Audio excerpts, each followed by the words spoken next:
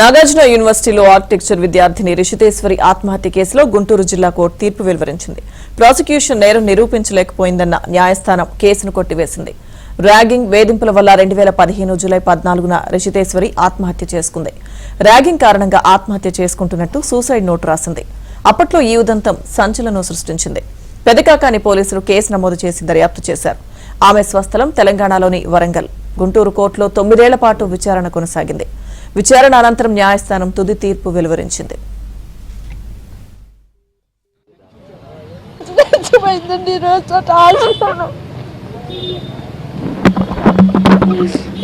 ఖచ్చితంగా న్యాయం జరగాలని చూసేలా న్యాయం జరగకపోతే ఆడపిల్లలకి జరిగిన అన్యాయాలు అందరూ చేస్తూనే ఉంటారండి. ఇంకా ఇప్పటికే బోర్డు జరుగుతూ ఉన్నాయి, ఇంకా జరుగుతాయి, కానీ ఏ పిల్లలకే న్యాయం జరగదు.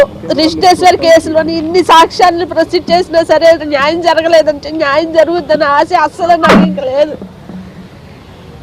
9 సంవత్సరాల నుంచి ఈరోజు జరుగుతుంది, ఏం జరుగుతుందని ఇప్పటి వరకు వెయిట్ చేసాము. ఏం మాట్లాడమంటారండి? మాట్లాడటానికి ఏమీ లేదు, అంతా అయిపోయింది. హైకోర్టుకి వెళ్ళి ఓపిక డబ్బులు ఖర్చు పెట్టే ఓపిక నా దగ్గర అయితే లేదని, మా ఆరోగ్యం కూడా అసలు సహకరించట్లేదు. దాన్ని కూడా చూసుకోవాలి కదా, మనకు ఓపిక ఉండాలి. తర్వాత ఆలోచించి చెప్తామండి. ఇంకెందుకన్నా ఇంకా కోర్టులను వెళ్ళి అదే చెప్పాను అనుకోండి, ఇంకెక్కడికి వెళ్తాం?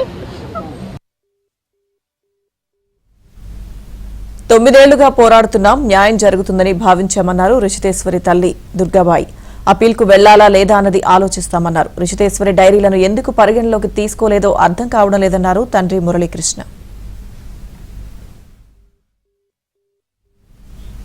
అయితే స్వప్రయోజనాల కోసం ఈ కేసును సెన్సేషన్ చేశారని నిందితుల తరపు న్యాయవాది మహతి శంకర్ అన్నారు. రాజకీయ కోణంలో కుల సంఘాలతో అమాయకులపై కేసులు పెట్టించారని విమర్శించారు. అసలు ముద్దాయిలను తప్పించి వారిని సాక్షులుగా పెట్టారన్నారు.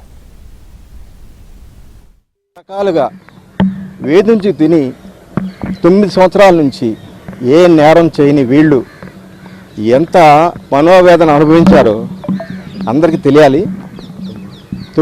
అది వాళ్ళు కోల్పోయింది ఈరోజు ఎవరు తిరిగి ఇవ్వగలరు? అసలు ముద్దాయిల్ని తప్పించారు ఈ కేసులో. అసలు ముద్దాయిల్ని ఎవరైతే ఈ అమ్మాయి చావుకి కారణం ఉన్నారో వాళ్ళని సాక్షులుగా పెట్టారు ఈ కేసులో. ఆశ్చర్యకరమైన విషయం ఏంటంటే A3 ఉన్నాడు, LW3 ఉన్నాడు, PW3 ఎగ్జామిన్ చేశారు. అతనే ఈ అమ్మాయి చనిపోయే వరకు చివరి వరకు లాస్ట్ బ్రీత్ వరకు అతను ఈ అమ్మాయితో ఫోన్లో మాట్లాడటం, టెక్స్ట్ మెసేజ్లు చేయటం, హెరాస్ చేయటం టోటల్లీ రికార్డెడ్ ఎవిడెన్స్ అండి.